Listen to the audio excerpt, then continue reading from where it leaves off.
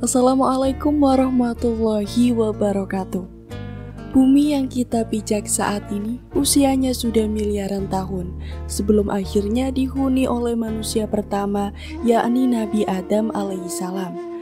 Bumi menurut ahli tafsir sudah ditinggali oleh beberapa makhluk mengenai penciptaan Adam. Mayoritas ulama Islam percaya bahwa Nabi Adam dan Hawa telah diciptakan di surga yang kemudian dipaksa ke bumi setelah mereka memakan buah yang terlarang. Menurut para ahli, pada saat bumi berumur 8.000 tahun, keadaannya masih kosong. Di sini sudah terdapat banyak biji sawi putih, dan kemudian Allah Subhanahu wa Ta'ala pun menciptakan seekor unggas. Unggas ini bernama Tabirun Nazar. Allah Subhanahu wa Ta'ala berfirman, "Kepadanya, hai unggas Tabirun Nazar, makanlah olehmu biji sawi itu. Apabila habis biji sawi itu, engkau akan kumatikan." Sang unggas pun memakan biji-bijian itu, namun cara memakannya diatur. Pertama, sehari satu biji yang dimakan. Setelah semakin berkurang, maka kini dimakannya hanya satu biji sebulan. Biji sawi itu semakin berkurang saja. Oleh karena itu, begitu takutnya terhadap kematian, maka sang unggas hanya memakan satu biji dalam setahun. Namun akhirnya habislah biji-biji sawi itu. Tabirun Nazar pun akhirnya mati. Setelah kematian tersebut, Allah Subhanahu wa Ta'ala menciptakan makhluk lain sebagai penghuni bumi, yaitu 70 orang laki-laki. Namun tidak semuanya langsung diciptakan, melainkan satu persatu Allah Subhanahu wa Ta'ala menciptakannya. Apabila seseorang meninggal, maka langsung diciptakan yang lainnya. Masing-masing dari mereka berumur 70.000 tahun. Konon, setahun pada masa itu sama dengan 1000 tahun pada masa sekarang. Tatkala telah mati 70, laki-laki itu kemudian Allah ciptakan jin.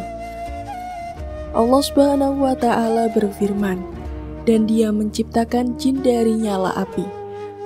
Sebagian dari jin-jin itu ada yang berkaki 4, berkaki 2, dan ada yang terbang. Kemudian Allah Subhanahu wa Ta'ala mengutus salah satu seorang di antara mereka yang bernama Yusuf untuk memberikan pengajaran ilmu dan syariat agama. Namun jin-jin itu banyak yang mendustakan ajaran-ajaran tersebut, yang menyebabkan Allah Subhanahu wa Ta'ala mematikan semuanya. Penghuni bumi berikutnya adalah suatu makhluk yang berpasangan. Rupanya seperti binatang yang keluar dari dalam neraka. Binatang itu pun beranak, dan anaknya dinamakan dengan Azazil. Setelah cukup besar, Azazil mulai melakukan peribadatan kepada Allah Subhanahu wa Ta'ala 1000 tahun lamanya. Setelah itu Allah Subhanahu wa Ta'ala mengangkatnya ke langit pertama.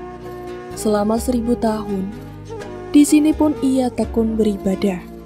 Allah Subhanahu wa Ta'ala menganugerahkannya sayap yang terbuat dari manikan yang hijau.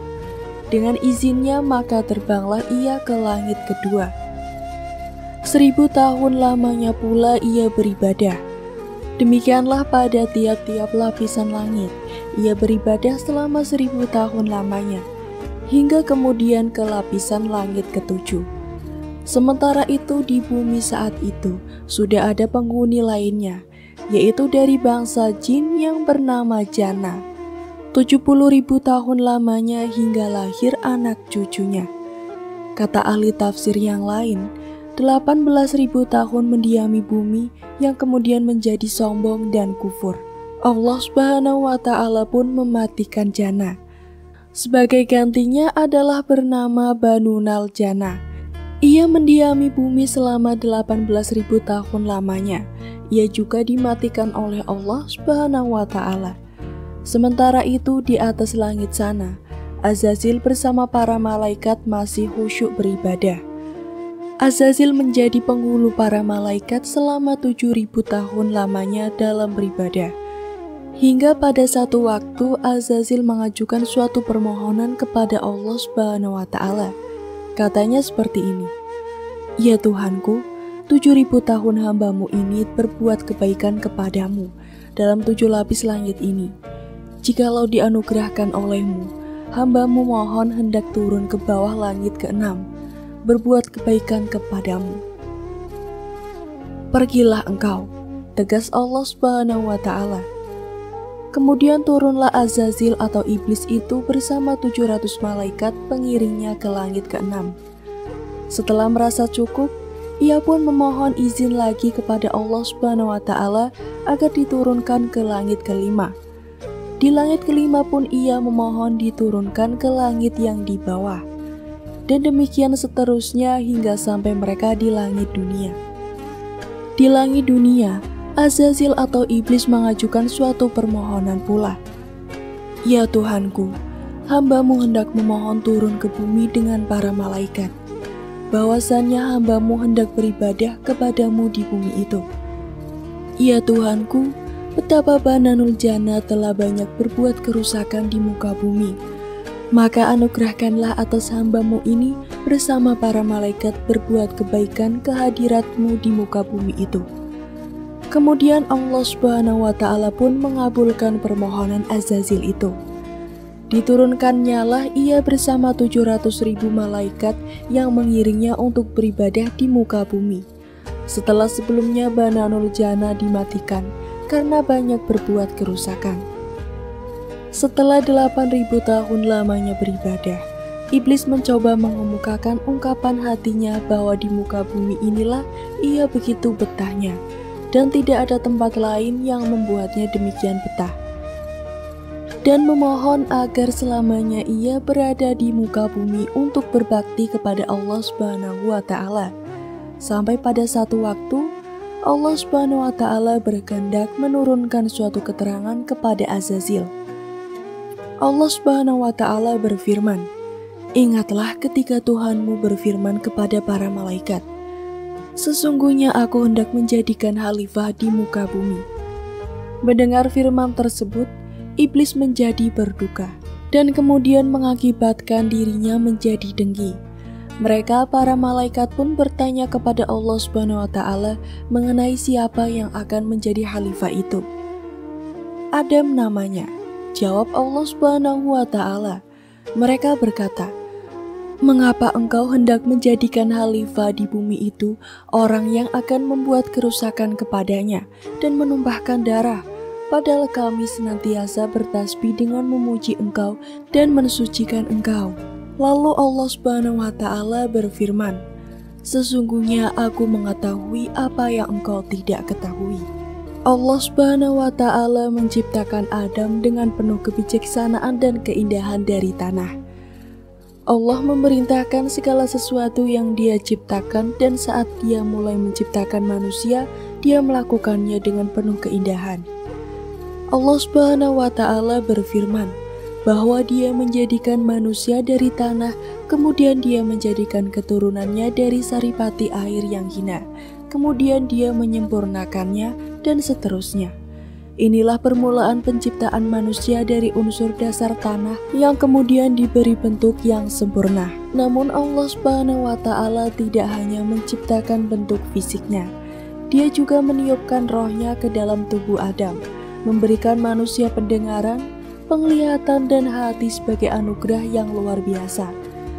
Dalam cerita ini kita akan memulai perjalanan menuju pemahaman yang lebih dalam tentang penciptaan manusia dan peran Allah sebagai pencipta yang maha kuasa. Penciptaan Nabi Adam adalah peristiwa yang tidak hanya melibatkan peran Allah, tetapi juga melibatkan bumi dan malaikat. Ketika Allah memutuskan untuk menciptakan Adam, Dia memutus malaikat Jibril ke bumi untuk mengambil segenggam tanah sebagai bahan awal penciptaan manusia. Namun bumi memiliki kesadaran akan keagungan Allah dan bersumpah untuk melindungi dirinya sendiri. Bumi berkata kepada Jibril, "Aku berlindung kepada keagungan Allah yang telah mengutusmu. agar engkau tidak mengambil sesuatu dariku yang akan menjadi bagian neraka. Malaikat Jibril yang tunduk pada perintah Allah akhirnya tidak mengambil tanah dari bumi. Dia kembali kepada Allah dan melaporkan kejadian tersebut, mengungkapkan bahwa bumi telah bersumpah untuk melindungi dirinya dari neraka. Allah kemudian menyuruh malaikat Mikail untuk melakukan tugas yang sama. Namun bumi kembali bersumpah untuk melindungi dirinya, dan Mikail juga tidak mengambil tanah dari sana. Selanjutnya Allah Subhanahu wa Ta'ala mengutus malaikat Israil. Saat malaikat Israil turun ke bumi, dia menggetarkan dengan serangan dan bumi berguncang keras. Namun malaikat Israil tetap berusaha untuk mengambil segenggam tanah. Meskipun bumi bersumpah lagi, malaikat Israil berkata, "Perintah Allah lebih baik daripada sumpahmu." Allah kemudian bertanya, mengapa malaikat Israil tidak mengabulkan sumpah bumi? Dan Israil menjawab dengan tegas, "Wahai Tuhanku, perintahmu lebih wajib ditaati dan ketakutan kepadamu lebih besar." Mendengar jawaban tersebut, Allah Subhanahu wa Ta'ala memutuskan untuk menjadikan malaikat Israil sebagai malaikat maut yang bertugas mencabut nyawa makhluk. Hal ini adalah awal dari peran Israil sebagai malaikat maut yang terkenal dalam agama Islam. Setelah malaikat Israil mengambil segenggam tanah dari bumi sesuai dengan perintah Allah, langkah selanjutnya adalah pengambilan tanah ke tempat yang telah ditentukan dalam rencana ilahi. Allah Subhanahu wa Ta'ala berfirman dalam Al-Quran Surat At-Taha ayat 55, "Dari bumi itulah kami menjadikan kamu, dan kepadanya kami akan mengembalikan kamu, dan daripadanya kami akan mengeluarkan kamu pada kali yang lain." Selanjutnya Allah Subhanahu wa Ta'ala memerintahkan Israil untuk meletakkan segenggam tanah tersebut di pintu surga. Ini adalah tempat yang telah Allah tetapkan sebagai tempat untuk memulai penciptaan manusia.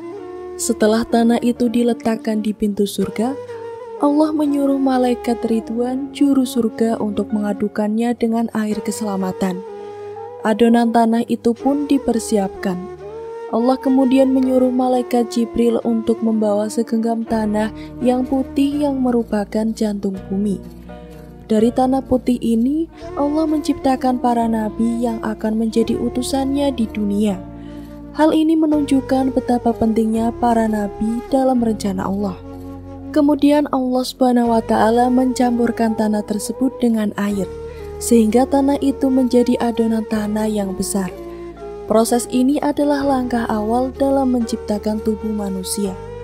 Setelah tanah itu diaduk, ia dibiarkan selama 40 tahun sampai menjadi tanah yang lengket, kemudian dibiarkan selama 40 tahun berikutnya sampai tanah itu menjadi tanah kering seperti tembikar.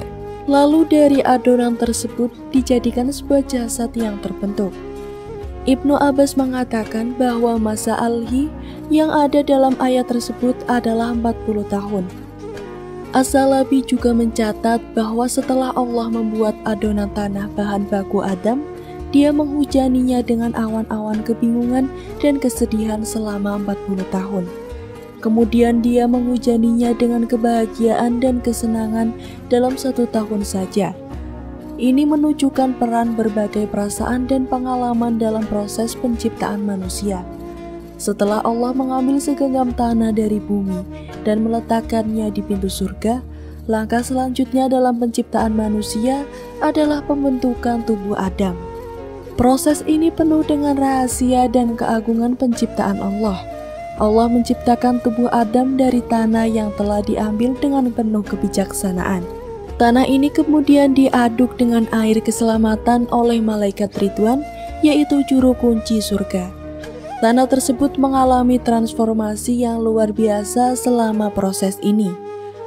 Setelah 40 tahun, tanah tersebut menjadi keras seperti tembikar, mengisyaratkan tekad Allah untuk menciptakan sesuatu yang unik dan sempurna. Dari tanah yang telah mengalami transformasi ini, Allah menciptakan sebuah jasad yang memiliki bentuk yang luar biasa. Panjangnya mencapai 60 siku, dan dalam tubuhnya terdapat 360 urat, 240 urat syaraf, dan 12 persendian. Ini adalah penciptaan yang menakjubkan dan sangat sempurna. Tentu saja dalam penciptaan ini Allah tidak hanya memberikan tubuh kepada Adam. Dia juga memberikan mata, telinga, tangan, kaki, dan semua organ dan anggota tubuh yang diperlukan untuk kehidupan manusia. Semua ini adalah bukti kebesaran Allah sebagai penciptaan yang paling baik. Seluruh proses penciptaan tubuh Adam adalah bukti keajaiban dan keagungan Allah. Dalam tubuh Adam yang indah ini, nantinya lah Allah meniupkan roh memberikan kehidupan dan memberikan misi khusus kepada manusia dalam perjalanan hidupnya. Setelah Allah menciptakan tubuh Adam dengan sempurna, ada elemen penting lain yang diciptakannya dengan penuh makna, yaitu kemaluan Adam. Kemaluan ini dianggap sebagai amanah yang harus dijaga dan dihormati. Kemaluan Adam merupakan bagian yang sangat penting dalam kehidupan manusia. Ketika menciptakan kemaluan Adam, Allah Subhanahu wa Ta'ala berfirman kepada Adam, "Ini adalah amanatku untukmu. Janganlah sekali-kali engkau letakkan amanatku ini kecuali ke dalam haknya." Firman Allah Subhanahu wa Ta'ala ini mengisyaratkan bahwa kemaluan adalah sesuatu yang harus dijaga dan digunakan sesuai dengan tuntutannya. Dalam hadis Rasulullah juga ditekankan pentingnya menjaga mulut dan kemaluan, di mana kemaluan termasuk dalam perkara yang banyak memasukkan seseorang ke dalam neraka. Ini menunjukkan bahwa Allah menciptakan kemaluan Adam sebagai bagian integral dari dirinya yang harus dijaga dan dihormati. Ibnu Abbas juga mengatakan, Allah menciptakan dengan tangannya 3 kali. Pertama menciptakan Adam, kedua menciptakan pohon tuba, dan yang ketiga Allah menciptakan alwah, lembaran yang di dalamnya tertulis Taurat. Ungkapan tangan dalam konteks ini adalah simbol kekuasaan Allah, menunjukkan bahwa Allah menciptakan segala sesuatu dengan sempurna. Dengan demikian juga dalam penciptaan kemaluan Adam, Allah menegaskan pentingnya menjaga dan menghormati amanah ini. Kemaluan adalah bagian integral dari manusia dan harus digunakan sesuai dengan tuntutannya. Pentingnya pemahaman ini dalam Islam adalah untuk mengajarkan manusia tentang etika dan normalitas dalam hubungan antar manusia, serta untuk mengingatkan bahwa setiap amanah yang diberikan oleh Allah harus dijaga dan dihormati. Setelah Allah menciptakan tubuh Adam yang sempurna dan memberikan kemaluan sebagai amanah yang harus dijaga, langkah berikutnya dalam perjalanan penciptaan manusia adalah peniupan roh ke dalam tubuh. Ibnu Abbas mengatakan bahwa ketika Nabi Adam masih berbentuk tanah kering seperti tembikar, maka iblis yang terkutuk datang kepadanya dan dengan tangannya dia memukul perut Adam. Dari pukulan tersebut, tempat kena pukulannya menjadi pusar. Pusar merupakan tanda dari pukulan iblis. Penyebab si iblis memukul perut Adam adalah agar dia mengetahui apakah perut itu berlubang atau tidak. Setelah dia mengetahui perut itu berlubang, maka si iblis masuk ke dalam perut Adam. Kemudian dia melihat ke semua anggota badannya, lahir dan batinnya, dan semua uratnya kecuali hatinya. Sebab tidak ada satupun yang bisa mengetahui isi hati kecuali Allah. Si iblis terhalang untuk masuk ke hati, karena hati itu merupakan rumah Tuhan. Karena iblis yang terkutuk masuk ke dalam sekujur tubuh pendendam, maka dikatakan bahwa sesungguhnya setan mengalir dalam aliran darah. Ketika ruh bertemu dengan jasad manusia, muncullah nafsu keinginan. Pada awalnya tanah yang telah menjadi tubuh Adam adalah mati atau tidak memiliki keinginan atau dorongan. Namun ketika ruh ditiupkan ke dalam tubuhnya, ia mulai memiliki sifat lain yang sebelumnya tidak ada pada dirinya. Salah satunya adalah keinginan untuk memiliki teman. Allah Subhanahu wa Ta'ala berfirman dalam Al-Quran surat Ali Imran ayat 14. Dijadikan indah pada pandangan manusia kecintaan kepada apa-apa yang diingini, yaitu wanita-wanita. Hal ini menggambarkan bahwa manusia diberi dorongan untuk mencari pasangan hidup, dan keinginan ini muncul sebagai bagian dari kodrat manusia. Dalam penciptaan Hawa, Allah menciptakan pasangan yang sempurna bagi Adam. Hawa dibuat dari tulang rusuk Adam. Dan dalam hadis Rasulullah ditegaskan bahwa tulang rusuk yang digunakan adalah yang paling bengkok, sehingga jika diluruskan akan patah, dan jika dibiarkan akan terus bengkok. Ini adalah ilustrasi bahwa pasangan hidup yang paling cocok adalah yang melengkapi satu sama lain. Namun selain keinginan akan pasangan hidup, nafsu juga memunculkan dorongan lain dalam diri manusia. Salah satunya adalah dorongan untuk makan. Dalam kisah penciptaan Nabi Adam dan Hawa, Allah melarang mereka untuk mendekati pohon tertentu. Larangan ini keras, tetapi keinginannya untuk makan akhirnya mengalahkan larangan tersebut. Hal ini adalah contoh bagaimana nafsu keinginan dalam diri manusia dapat membawa mereka pada pelanggaran terhadap perintah Allah. Namun setelah perbuatan, selalu ada kesadaran dan penyesalan. Allah menerima tobat Adam setelah kesalahannya pertama kali. Ini mengajarkan bahwa manusia dapat kembali kepada Allah dengan sungguh-sungguh dalam penyesalan dan tobat. Setelah penciptaan tubuh Adam, kemaluan dan nafsu, Allah menguji dua elemen penting dalam diri manusia, yaitu akal dan nafsu. Ujian ini dimaksudkan agar Adam dan keturunannya memahami fungsi, cara menggunakan dan menaklukkan keduanya. Pertama-tama Allah menghadapkan akal. Ketika disuruh berbalik, akan dengan tawadu berbalik dan Allah bertanya, "Siapa aku dan siapa kamu?"